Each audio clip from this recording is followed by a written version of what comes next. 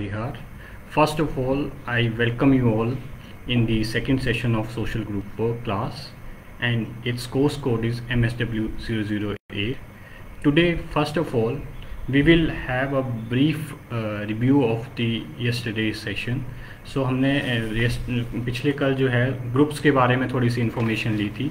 So first of all, what do we mean by group? From this sociological perspective, a group can be defined as two or more humans that interact with one another, accept expectations and obligations as a member of group, as well as share a common identity. तो ये group है हमारा. Next इसके characteristics क्या क्या होते हैं मैं ब्रीफली डिफाइन करूंगा आज. First is interpersonal interaction. जो मेंबर्स हैं उसमें उनमें आपस में जो है इंटरपर्सनल इंटरेक्शन होती है, होना जो है वो ज़रूरी है, एक करेक्टरिस्टिक है. Secondly perception of membership. तो उनको बिलोंगिंगनेस की परसेप्शन लगना चाहिए उनको कि वो बिलोंग करते हैं उस ग्रुप को. Third interdependence. मेंबर्स में आपस में इंटरडिपेंडेंस होनी चाहिए. Fourth goals. जब भी कोई ग्रुप बनता है तो उसके वो बनाने के पीछे कुछ कोई ना कोई मेजर ऑब्जेक्टिव्स या गोल्स होते हैं, तभी हम कोई ग्रुप फॉर्मुलेट करते हैं. Motivation. Last is the motivation. Then further types of groups.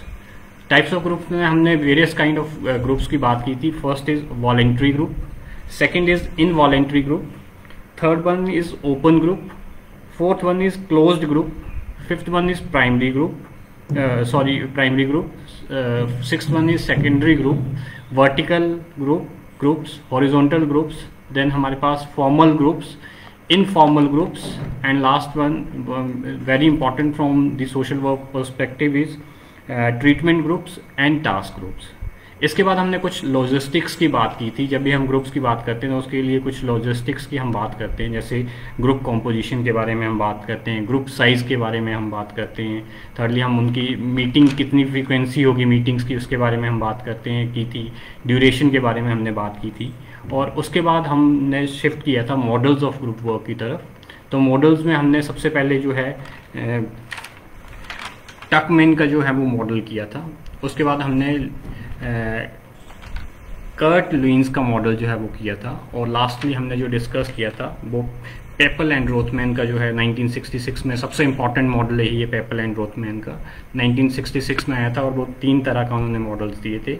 The social goal model, the remedial model, and last one is the reciprocal model. तो आज हम जो है अपनी डिस्कशन शुरू करेंगे फर्दर. जो फेजेस हैं कि ग्रुप डेवलपमेंट के फेजेस क्या क्या कैसे जो है क्या क्या स्टेजेस आते हैं या क्या फेजेस होते हैं ग्रुप डेवलपमेंट में. Drawing from the various models for our purpose we have classified the stages of group development as. तो इसमें सबसे पहले जो है फर्स्ट स्टेज है फॉर्मिंग द ग्रुप्स, और इसको हम बिगनिंग भी बोलते हैं ग्रुप की. सेकेंड स्टेज इज एक्सप्लोरेशन, इसको हम इनिशियल सेशन भी बोलते हैं. थर्ड स्टेज, और इसको हम परफॉर्मिंग स्टेज भी बोलते हैं, एक्शन फेज भी बोला जाता है इसको. फोर्थ स्टेज जो है वो असेसमेंट है और इसको एवेल्युएशन भी बोला जाता है. And fifth stage is termination stage और evaluation stage, separation stage sorry. तो शुरू करेंगे हम फर्स्ट स्टेज से. The first stage of this process comprises efforts of group worker that primarily focus on planning and formation of the group. तो सबसे पहला जो फोकस होता है ग्रुप वर्कर का यहाँ पे जो है वो प्लानिंग करना और फॉर्मेशन करना ग्रुप की जो है होता है. This phase marks the beginning of the process of group development and it is also called the pre group और pre affiliation stage by many experts. तो इस स्टेज को जो है प्री ग्रुप और प्री एफिलिएशन स्टेज भी बोला जाता है. Before forming a group the group worker must study the target population. तो टारगेट पॉपुलेशन में हम क्या स्टडी कर सकते हैं, क्वेश्चन फर्दर हमारे पास ये आता है. तो उसमें हम उनके जैसे किस एज की टारगेट पॉपुलेशन है हमारे पास, जेंडर वाइज किस तरह की पॉपुलेशन है, सोशो इकोनॉमिक प्रोफाइल क्या है उनका, नीड्स क्या हैं उनकी, इंटरेस्ट क्या है, किस रीजन से वो जो है ग्रुप ज्वाइन कर रहे हैं, ये सब फैक्टर्स हैं जिनको हम पहले स्टडी करते हैं. Then the other details that have to be focused while planning and group are. इसके बाद फर्दर हमें कुछ अदर डिटेल्स पे भी काम करना पड़ता है, जैसे ग्रुप की कॉम्पोजिशन क्या होगी, ग्रुप का साइज़ क्या होगा, फ्रीक्वेंसी और ड्यूरेशन क्या होगी मीटिंग्स की। तो इसको हमने लास्ट क्लास में भी डिस्कस किया था, बट हम ब्रीफली थोड़ा सा मैं डिफाइन कर देता हूँ कि जब हम ग्रुप कॉम्पोजिशन की बात करते हैं तो हमारे पास दो तरह के ग्रुप्स जो है बन होते हैं, होमोजीनियस ग्रुप्स और हिट्रोजीनियस ग्रुप्स, जहाँ पे हमारे पास एक टारगेटेड पॉपुलेशन होगी, उनके कुछ स्पेसिफिक गोल्स को हमने अचीव करना है, तो हम जो है जो ग्रुप बनेंगे वो होमोजीनियस ग्रुप बनेंगे, मींस एक ही तरह का ग्रुप होगा। जैसे अगर हम एक एग्जांपल ले लें, हमने कोई एक ग्रुप बनाना है जेंडर वाइज पॉपुलेशन का, तो उसमें होमोजीनियस वो होगा जिसमें एक ही जेंडर के लोग होंगे। फॉर एग्जांपल मेल का ही एक ग्रुप बनेगा या फीमेल्स का एक ग्रुप बन गया, या ट्रांसजेंडर का कोई ग्रुप बना रहे हैं। इसी तरह से अगर हम जब हमारे पास कोई एक डाइवर्स पॉपुलेशन होगी और उनके डाइवर्स गोल्स होंगे, तो हम जो है वो एक हेट्रोजीनस जो है ग्रुप बनाते हैं। तो ये तो था कॉम्पोजिशन के बारे में। Further next is the size of the group. Size of group में लास्टली हमने डिस्कस किया था कि काफ़ी डिस्कशंस होती हैं इसके रिगार्डिंग कि कितना साइज होना चाहिए ग्रुप का, छोटा हो बड़ा हो। तो इसको डिफाइन करने के लिए हमारे पास कुछ फैक्टर्स हैं जिनको हम स्टडी करते हैं फर्स्ट। उसके बाद हम डिसाइड करते हैं कि बड़ा होगा ग्रुप या छोटा होगा। फॉर एग्जांपल कि हमारे जो क्लाइंट्स हैं उनकी एज क्या होगी, और किस ऑब्जेक्टिव से हम ग्रुप बना रहे हैं, कितने टाइम के लिए हम ग्रुप बना रहे हैं, उसके अकॉर्डिंगली जो है वो ग्रुप साइज बनता है। तो एक एग्जांपल हम लेके चलते हैं साइज के लिए कि अगर हमने मान लीजिए एक स्कूल गोइंग स्टूडेंट्स का ग्रुप बनाना है, तो वो जो ग्रुप बनेगा वो हमेशा छोटा होगा, 4 से 6 जो है स्कूल गोइंग स्टूडेंट्स का वो ग्रुप बनेगा। इसी तरह से अगर आप कोई अडल्ट पॉपुलेशन का कोई ग्रुप बनाना चाहते हो तो वो बड़ा, मतलब कंपैरेटिवली स्कूल गोइंग स्टूडेंट से वो काफ़ी बड़ा होगा, 10 to 12-15 स्टूडेंट्स तक उसमें हो सकते हैं। देन नेक्स्ट हम बात करते हैं frequency of sessions and their duration, कितनी फ्रीक्वेंसी रहेगी और किस ड्यूरेशन के लिए जो है वो एक ग्रुप जो है वो बनेगा। तो फ्रीक्वेंसी जो है, अगर हम बात कर लें स्कूल गोइंग स्टूडेंट का, अगर हम एग्जांपल ले लें तो उसका जो है ग्रुप स्मॉलर होगा, 4 to 6 स्टूडेंट्स का। फ्रीक्वेंसी जो है मीटिंग्स की, नंबर ऑफ मीटिंग्स जो है वो ज़्यादा होंगी, और जो ड्यूरेशन है मीटिंग की वो कम होगी कि 20 मिनट्स 30 मिनट्स, इससे ज़्यादा नहीं होगी, तो ताकि जो भी हम एक्टिविटी करवा रहे हैं, जिस ऑब्जेक्टिव से भी उनकी मीटिंग बुलाई गई है, वो वहाँ पे फोकस कर सकें। इसी तरह से अगर अडल्ट्स का ग्रुप है तो वहाँ पे जो है जो फ्रीक्वेंसी ऑफ मीटिंग्स है वो कम होगा, और जो ड्यूरेशन ऑफ मीटिंग है वो बड़ी होगी। 2 घंटे की 3 घंटे की मीटिंग हो सकती है, एक हफ्ते में एक ही मीटिंग होगी, फ्रीक्वेंसी कम होगी और जो ड्यूरेशन है वो ज़्यादा होगी। इसके बाद आ जाता है next, time and place of meeting. Time और प्लेस भी इंपॉर्टेंट है मीटिंग की, जो ग्रुप की मीटिंग्स हैं, कि टाइम जो सूट करता है सबको उसी टाइम पे जो है वो मीटिंग होनी चाहिए। पता चला हमने मीटिंग इस टाइम उस टाइम पे बुला ली जब ड्यूटी आवर्स हैं, तो उस टाइम पे मीटिंग होना मुश्किल है। इस तरह से प्लेस ऑफ मीटिंग जो है वो भी इम्पॉर्टेंट है, क्योंकि अगर डिस्ट्रैक्शन है जहाँ पे आपकी मीटिंग्स हो रही है, किसी तरह की नॉइस है, किसी तरह का डिस्ट्रैक्शन है, तो वो जो मेंबर्स हैं फोकस नहीं कर पाते हैं। तो प्लेस और टाइम जो मीटिंग का है वो भी इम्पॉर्टेंट है। देन हम चलते हैं, फर्स्ट स्टेज यहीं पे खत्म होती है, सेकंड हम चलते हैं सेकंड स्टेज पे।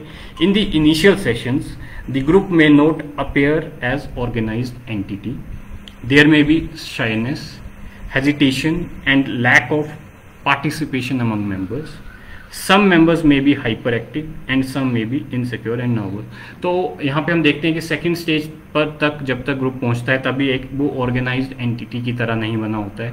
वहाँ पे काफ़ी लोगों में हेजिटेशन है, लैक ऑफ पार्टिसिपेशन है, शाइनेस है। कुछ लोग जो होंगे वो ज़्यादा एक्टिव होंगे, कुछ लोग जो होंगे वो नर्वस होंगे, वो एक्टिव पार्टिसिपेट नहीं कर रहे होंगे। तो वो एक ऑर्गेनाइज्ड एंटिटी की तरह नहीं बना होगा। ये जो स्टेज है इसको फर्दर हम 4 तरह के स्टेजेस में डिवाइड कर देते हैं। जो फर्स्ट स्टेज है वो है orientation and induction stage. This stage is also called the introductory stage and is important as it is very important as it lays the foundation of success or failure of the group। ये सबसे important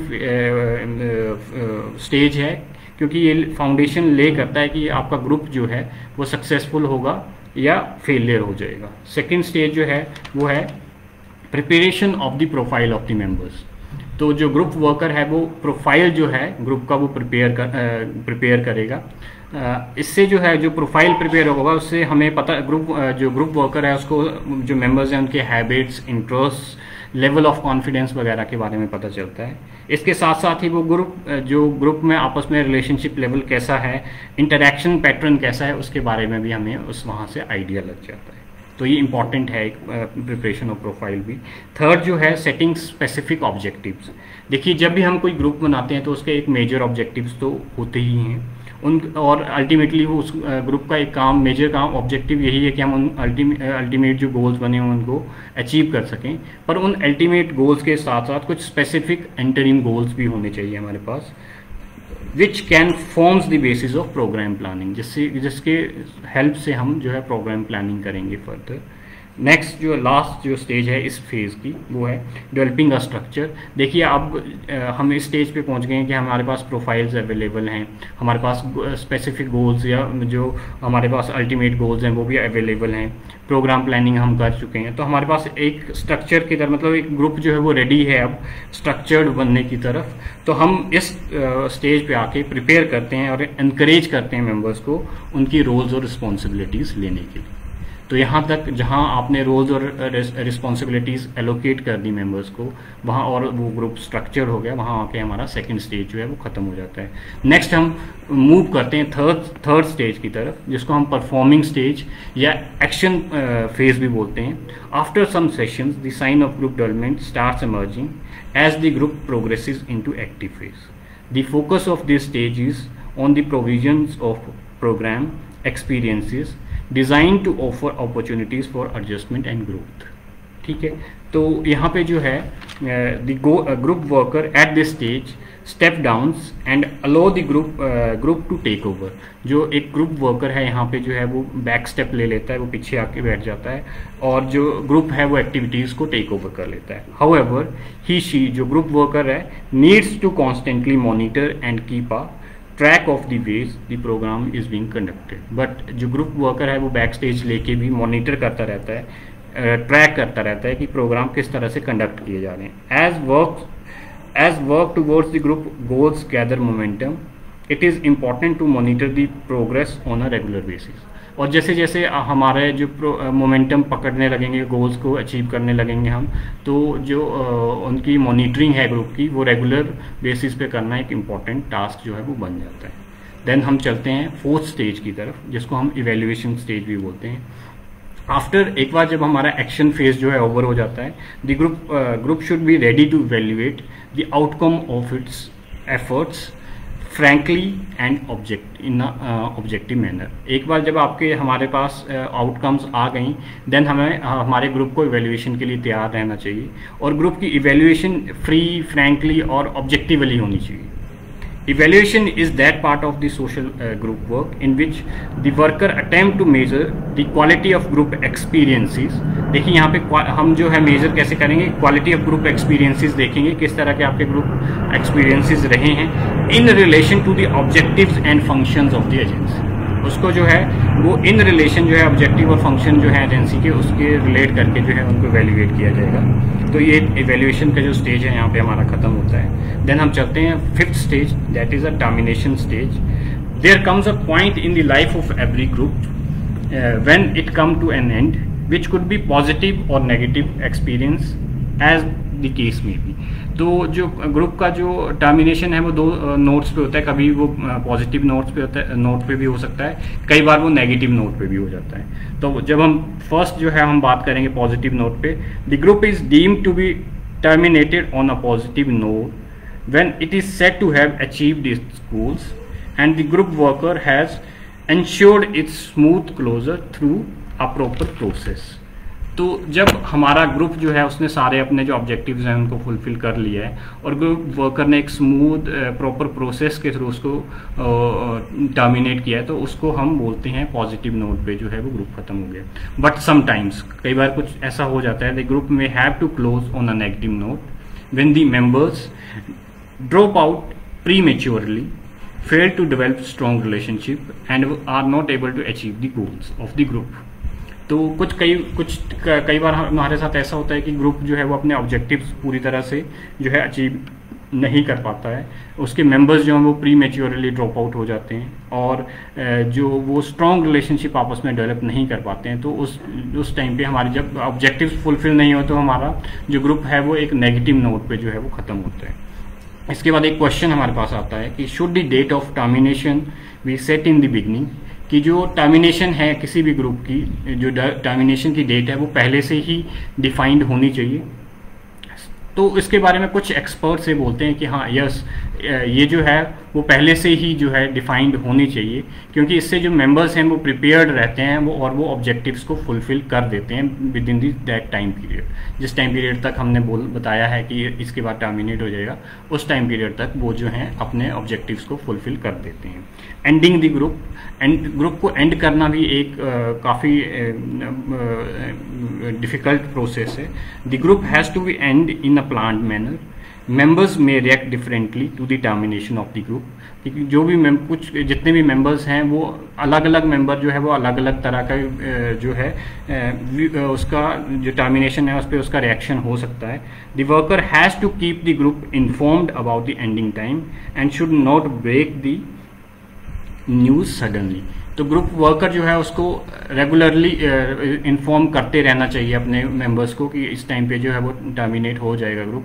अगर आप suddenly उसको information दोगे members को तो उनके reaction जो हैं वो रेडिकल भी हो सकते हैं। In many cases the ending of the group can be carried out in a planned way.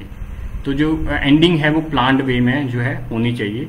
The last session towards the end of the social work process, the worker has to help the members come to the term with the fact that there may be no regular meetings। उसको उनको बताना चाहिए last meeting में कि इसके बाद जो है रेगुलर मीटिंग्स नहीं होंगी, and guide them how to face the challenges of filling up the vacuum. और जो रेगुलर मीटिंग्स नहीं होने से जो वैक्यूम क्रिएट होगा उसको वो, उस चैलेंज को वो किस तरह से मीट करेंगे। तो ये तो थी हमारी प्रोसेस है ग्रुप फॉर्मेशन की। 5 स्टेजेस हैं इसमें। मैं एक बार फिर से ब्रीफली डिस्कस कर देता हूँ। फर्स्ट स्टेज, इसको हम बिगनिंग स्टेज भी बोलते हैं। सेकंड स्टेज एक्सप्लोरेशन स्टेज भी बोलते हैं। इनिशियल सेशंस भी हम इनको बोलते हैं। थर्ड स्टेज परफॉर्मिंग स्टेज और एक्शन फेज भी इसको बोला जाता है। फोर्थ स्टेज असेसमेंट और इवेल्युएशन स्टेज भी बोलते हैं। फिफ्थ स्टेज टर्मिनेशन और सेपरेशन भी इसको बोला जाता है। इसके बाद हम जो नेक्स्ट टॉपिक है जो डिस्कस करेंगे वो है values and principles of social group work. तो सबसे पहले हम वैल्यूज़ की बात करेंगे। According to Northen 2007, values are propositions about what is right and desirable. तो ये एक प्रोपोजिशन है कि क्या राइट है और डिज़ायरेबल है। Values of group work refers to how the practitioner should view and treat people, कि जो प्रैक्टिशनर, एक हम रेफर करते हैं वैल्यूज़ को इस तरह से कि प्रैक्टिशनर किस तरह से देखे और ट्रीट करे लोगों को, जो मेंबर्स हैं उनको। देयर गोल्स, एक तो लोग जो मेंबर्स हैं उनको और उनके गोल्स किस तरह के हैं उनको, and how these goals should be reached during the process, और इन गोल्स को कैसे अचीव किया जाएगा during this whole social group work process में। The basic value of group work deals with human relationships. These values are conceptualized by Norton in 2007 and are given below. तो 3 तरह की वैल्यूज़ की उन्होंने बात की है। First is dignity and worth, second is social justice and third is mutual responsibilities. तो हम फर्स्ट से शुरू से बात करते हैं डिग्निटी एंड वर्थ से। Like in casework and community organization, an important value of social work is the belief in the dignity and inherent dignity and worth of each person. तो जिस तरह हमारे जो केस वर्क है और community organisation है, जो other primary method of social work हैं, उसमें भी जो इनहेरेंट डिग्निटी है और वर्थ है उसको इम्पोर्टेंस दी जाती है। तो ग्रुप वर्क में भी उसी तरह की उसको इम्पोर्टेंस दी गई है। और इसका मतलब क्या है इनहेरेंट डिग्निटी एंड वर्थ का, कि हर एक की अपनी एक वर्थ है, इंपॉर्टेंस है इस सोसाइटी में, और इसकी एक डिग्निटी भी है। तो all the person should be accepted as they are and their special strengths and weaknesses. तो हर एक मेंबर जो है उसको, जो ग्रुप वर्कर है या ग्रुप है, वो उसी तरह से उसके स्ट्रेंथ्स और वीकनेसेस के साथ एक्सेप्ट करे। तो ये हमारी जो है वो वर्थ एंड डिग्निटी है। Next social justice. तो social justice, everybody has a right to civil liberty and equal opportunities without discrimination, कि हर एक को फ्रीडम है, राइट है सिविल लिबर्टी का और इक्वल अपॉर्चुनिटीज़ का without any kind of discrimination of caste, race, class, gender और कुछ भी, किसी भी तरह की डिस्क्रिमिनेशन नहीं होनी चाहिए इन चीज़ों में. There should have access to resources that are essential to meet their basic needs. किसी भी इंडिविजुअल को एक्सेस होना चाहिए ऐसे रिसोर्सेज का जो हेल्पफुल हैं उनकी बेसिक नीड्स को फुलफिल करने के लिए. तो ये हमारा सोशल जस्टिस की हमने बात कर ली. Then third is mutual responsibility. Neither the individual not the society can be existed without each other. तो हमने पहले भी डिस्कस किया था कि इंडिविजुअल कभी भी एक ग्रुप के बिना या सोसाइटी के बिना नहीं रह सकता है और सोसाइटी भी कोई एग्जिस्टेंस नहीं है विदाउट जो इंडिविजुअल है उसके. As the individuals interact they influence and in turn they are influenced by each other. देखिए जब ग्रुप में लोग बात करते हैं तो वो दूसरे को भी इन्फ्लुएंस करते हैं और खुद भी उससे इन्फ्लुएंस होते हैं. They are capable of helping one another. Group work build on this interdependence which can become a important face for development और चेंज. तो ये जो इंटरडिपेंडेंस ग्रुप में डिस्कशन या इंटरेक्शन के बाद बनती है, ये एक इम्पॉर्टेंट फेस है फॉर डेवलपमेंट और चेंज लाने के लिए. तो ये तो हो गई हमारी 3 तरह की वैल्यूज जिनको नॉर्दर्न ने दिया था 2007 में. इसके बाद हम बात करेंगे principles of social group work. और हमारा जो करिकुलम है उसमें ट्रैकर के जो प्रिंसिपल्स हैं उनके बारे में बात की. ट्रैकर ने नियरली वो 10 प्रिंसिपल्स दिए थे. तो हम शुरू करेंगे principle of planned group formation. तो प्लान्ड ग्रुप फॉर्मेशन क्या? Group has to be formed in a planned way before initiating the group work process. तो ग्रुप वर्कर जो है वो प्लान्ड वे में जो है ग्रुप को बनाए बिफोर, जब प्रोसेस को, ग्रुप वर्क प्रोसेस को शुरू करने से वो प्लानिंग करे पूरी तरह से. चाहे वो किसी जो ऑलरेडी वर्किंग ग्रुप है उसमें काम कर रहा है, चाहे उसने कोई नया ग्रुप फॉर्मुलेट करना है, बट उसको कुछ फैक्टर्स के बारे में पता होना चाहिए जो ग्रुप वर्क प्रोसेस में इंपॉर्टेंट है या प्लानिंग में इंपॉर्टेंट है. And these factors are the group in social group work must possesses elements of conscious design and plan. आपका जो ग्रुप फॉर्मुलेट हो रहा है उसका एक डिजाइन होना चाहिए और एक उसकी एक प्लानिंग होनी चाहिए. Secondly, the group worker should not seek to require all the group to be alike nor expect them to meet identical needs. तो ग्रुप वर्कर कभी भी ये एक्सपेक्टेशन ना रहे कि जो एक ग्रुप है वो दूसरे की तरह होगा या दूसरा आपके ग्रुप की तरह होगा. हर एक ग्रुप जो है वो अलग है एंड वो उसकी जो नीड्स हैं वो हर एक ग्रुप की आइडेंटिकल हैं. ऐसा नहीं हो सकता है. नीड्स भी डिफरेंट होंगी, ग्रुप्स भी डिफरेंट होते हैं. The group worker skills. Third, the group worker skills be evident in the way he she consciously give aid at the point of group formation. और जो जब ग्रुप फॉर्मेशन की process चल रही है उस टाइम पे जो हेल्प प्रोवाइड करता है उसी से एविडेंट होते हैं ग्रुप वर्कर के स्किल्स. तो ये तो था हमारा principle of planned group formation. Indian perspective में जब हम ग्रुप फॉर्मेशन की बात करते हैं in India, group formation can become a difficult exercise as the people may lack the motivation to join a group and may do so after much persuasion. तो हमारे India में सबसे बड़ी प्रॉब्लम यह है कि लोग मोटिवेटेड नहीं होते हैं ग्रुप्स को ज्वाइन करने के लिए और काफ़ी परसुएड करके उनको ग्रुप्स ज्वाइन करवाए जाते हैं. Second is principle of specific group objectives. Specific objectives of the individual and group development must be consciously formulated by the worker in harmony with group wishes and capacities and in keeping with agencies functioning. तो जब भी group worker कोई specific group objectives बना रहा है तो वो harmony में होने चाहिए ग्रुप के विशेष के और कैपेसिटीज़ के. आप ऐसे ग्रुप वर्कर कोई ऐसे ऑब्जेक्टिव्स ना बना दे जिसको कैपेसिटी ही नहीं है ग्रुप को उनको अचीव करने की. तो वो हारमोनी में होनी चाहिए, ग्रुप के विशेष को भी फुलफिल करे, साथ के साथ उनकी ग्रुप की कैपेसिटी भी हो उनको फुलफिल करने के लिए. And keeping with agencies functioning. जो एजेंसी वो ग्रुप बना रही है उसकी फंक्शनिंग के अकॉर्डिंगली ही वो ऑब्जेक्टिव्स होने चाहिए. ये ना हो कि आप सेल्फ हेल्प ग्रुप बना रहे हो और आपका काम कुछ और ही, मतलब आपके फंक्शंस कुछ और ही हो रहे हैं, वो अलग तरह के उसमें जा रहे हैं, एजेंसी की फंक्शनिंग से मैच ही नहीं कर रही. Then the third one is principle of purposeful worker group relationship. A conscious purposeful relationship must be established between the worker and group members based on mutual acceptance. तो जो आपका relationship है वो दोनों तरफ से बनेगा. एक्सेप्टेंस वर्कर की आपके तरफ, मेंबर्स की तरफ भी होगी और मेंबर्स की ग्रुप वर्कर की तरफ भी होगी. This principle is based on the idea that it is both possible and necessary to create an effective working relationship within a group. तो ये इसलिए इम्पॉर्टेंट है क्योंकि जब तक आपका रिलेशनशिप अच्छा वर्किंग रिलेशनशिप नहीं होगा तब तक ग्रुप जो है वो फंक्शनिंग नहीं कर पाएगा. Third one is principle of continuous individualisation. तो इंडिविजुअलाइजेशन जब हम ग्रुप में हम इंडिविजुअलाइजेशन की बात करते हैं तो दो तरह की इंडिविजुअलाइजेशन की बात करते हैं. First is individualisation in a group and second is individualisation of the group.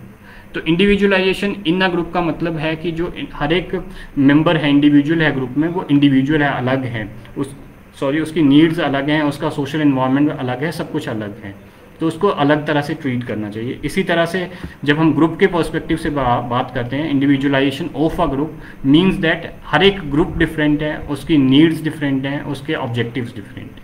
तो ये दो तरह की इंडिविजुअलाइजेशन की हम बात करते हैं ग्रुप में. Next, principle of guided group interaction. Social group work is a method through which individual in groups or in any agency settings are helped by professionally trained workers who guide their interaction in various program activities. The idea is that they relate themselves with other and experience growth and opportunities in accordance with their needs and capacities. So the next principle is principle of groups self determination. ये जो self determination का principal है, जब हम social work principles की बात करते हैं वहाँ भी इम्पॉर्टेंट है. केस वर्क में भी हम सेल्फ डिटर्मिनेशन की बात करते हैं, तो ग्रुप वर्क में भी ये सबसे इम्पॉर्टेंट प्रिंसिपल जो है. In social group work method this principle is of great significance. The idea is to inculcate in members an ideology of democracy. ठीक है, सेल्फ डिटर्मिनेशन से जो है वो आइडिया लेके आना है डेमोक्रेसी का. The group must be help to make its own decisions and determine its own activities. तो आपने उनको, जो ग्रुप है उसको, जो ग्रुप वर्कर है उसको इतना कैपेबल बना देना है कि वो अपने डिसीजंस खुद ले सके और खुद डिटर्मिन कर सके किस तरह की एक्टिविटीज़ उन्होंने करनी है. The worker should give up any need to dominate the group and instead work with group on the basis of his or abilities. Group worker कभी भी डोमिनेट करने की ग्रुप को ना सोचे और काम करे ग्रुप के साथ अपनी एबिलिटीज़ का यूज़ कर. Next principle is principle of flexible functional organization. As the group is formed for specific objective it should also have formal organization. तो ग्रुप का एक फॉर्मल ऑर्गेनाइजेशन भी होगा to help it achieve this objectives. जो objective हमने group में बनाए हैं उनको अचीव करने के लिए एक फॉर्मल ऑर्गेनाइजेशन भी बनता है. This formal organization should meet a felt need, कि किस तरह की नीड्स हैं उनको अचीव करे. बी फ्लेक्सिबल होना चाहिए, अडॉप्टिव होना चाहिए and should change as the group changes. और ऐसे इस तरह से ऑर्गेनाइजेशन बनाया जाए जो चेंज हो जाए जैसे जैसे ग्रुप चेंज होता है. Next principle is principle of resource utilization. This principle guides the group worker to utilize the available resources to enrich the content of the group experience for individuals and group as a whole. For this, it is imperative that the social group worker should possess knowledge about the resources available in the group, agency and community. तो जो resource का यूटिल, देखिए हमारे पास कभी भी जब भी हम सोशल वर्क की बात करते हैं हम लिमिटेड रिसोर्सेज की बात करते हैं कि सोसाइटी में जो रिसोर्सेज हैं वो लिमिटेड होते हैं. तो सोशल ग्रुप वर्कर में सबसे पहले ये एबिलिटी होनी चाहिए कि वो जो एजेंसी में या ग्रुप के पास या कम्युनिटी के पास जो रिसोर्सेज हैं उनके बारे में उनको वो आइडेंटिफाई कर सके कि कौन कौन से हैं. He she should use his her skills in locating and then acquiring that the group with various resources which can be utilized by group for different purposes. तो आपने सबसे पहले तो आइडेंटिफाई करने हैं और फिर ग्रुप को हेल्प करनी है उनको यूज़ करने के लिए अपने स्किल्स के थ्रू, ताकि वो उनको जो ग्रुप है वो उनको यूज़ कर सके डिफरेंट प्रोग्राम्स में या डिफरेंट ऑब्जेक्टिव्स को अचीव करने के लिए. तो this was the 9th principle. The last principle is principle of evaluation. Continuous evaluation of process and programs in terms of outcome by the worker, agency and the member is not only desirable but essential. Carefully maintained records can facilitate proper monitoring and evaluation. तो evaluation जो है वो ज़रूरी है, और अगर आपके records जो हैं वो अच्छे से प्रॉपरली मेंटेन होंगे तो वो फैसिलिटेट करेगा प्रॉपर मॉनिटरिंग और इवेल्युएशन करने के लिए. ठीक है, तो ये हमारे प्रिंसिपल्स हो गए. इसके बाद हम रोल्स को जो है थोड़ा सा ब्रीफली जो है वो डिस्क्राइब करेंगे कि किस किस तरह के रोल्स जो होते हैं सोशल ग्रुप वर्कर के. तो सबसे पहला रोल जो है वो तो है एडवोकेटर का. एडवोकेटर की किसी के राइट्स, जैसे सिविल राइट्स की हम बात कर रहे थे, हर एक इंडिविजुअल के राइट्स हैं, सोशल जस्टिस की हम बात कर रहे थे, तो एडवोकेटर उस सिचुएशन में जो है वो एक एडवोकेट करता है उनके राइट्स के बारे में सोसाइटी में, तो वो एडवोकेटर का रोल प्ले करता है. Social broker connecting the client system with the community resources based on the knowledge of community resources and the operating procedure of the agency, the worker may bring the specialized resources to the community, to the group. Sorry, तो जो community group है और जो community के resources हैं, जो community के resources हैं उनको आइडेंटिफाई ग्रुप वर्कर उनको आइडेंटिफाई कर सकता है अपने स्किल्स के थ्रू, और जो ग्रुप है उसको हेल्प करता है उनको यूज़ करने के लिए, ऑब्जेक्टिव्स को फुलफिल करने के लिए. तो यहाँ पे जो उसका ग्रुप वर्कर का रोल है वो एक सोशल ब्रोकर का होता है. इस तरह से enabler assisting clients to find coping strengths and resources which within themselves to produce changes necessary for accomplishing these stated objectives with the support and enabling functioning of the clients whether individual or the group. तो चाहे वो individual है चाहे वो group है, उसके जो coping mechanism है उसको स्ट्रेंथन करना, और रिसोर्सेज विद इन देमसेल्फ, जो उसके अंदर जो रिसोर्सेज हैं, उनके पास जो रिसोर्सेज हैं, उनको यूज़ करके जो ऑब्जेक्टिव्स को अकम्प्लिश करने के लिए जो है वो एक ग्रुप वर्कर एनेबलर का रोल जो है वो प्ले करता है. Next one is a teacher. एक टीचर का role providing group with new information necessary for coping with difficult situations. अगर कोई किसी तरह की डिफिकल्ट सिचुएशंस क्रिएट हो जाती हैं तो वहाँ पे किस तरह से कोप करना है ये ग्रुप वर्कर जो है वो इन्फॉर्म करता है मेंबर्स को. तो यहाँ पे जो उसका एक रोल है वो एक टीचर का होता है. Mediator efforts to resolve conflict that may exist between the client system and external systems like other person or organization by finding a common ground on which they might reach a resolution of the conflicts. तो जो group worker है यहाँ पे अगर किसी तरह का conflict arise हो जाता है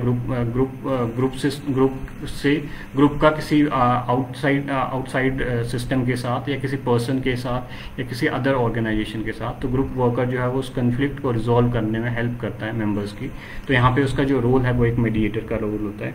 coordinator helps to bring together multiple components of a group process into an organized manner. जो डिफरेंट कंपोनेंट्स हैं एक ग्रुप प्रोसेस के, उनको एक साथ जोड़ के एक ऑर्गेनाइज्ड मैनर में लाने का काम जो है वो जब वो ग्रुप वर्कर करता है तो उसको हम कोऑर्डिनेटर बोलते हैं. उसका रोल जो है वो एक कोऑर्डिनेटर का होता है. Initiator give attention to the problems और पोटेंशियल प्रॉब्लम. अगर ग्रुप में कोई प्रॉब्लम्स हैं और कोई किसी तरह की पोटेंशियल प्रॉब्लम्स आने वाली हैं तो उसको आइडेंटिफाई करने में जो है उसका जब ग्रुप वर्कर का रोल होता है तो उसको हम इनिशिएटर बोलते हैं. तो these are the roles of group worker in a social group work या social worker in a social group work settings. Therefore for today, और थैंक यू वेरी मच.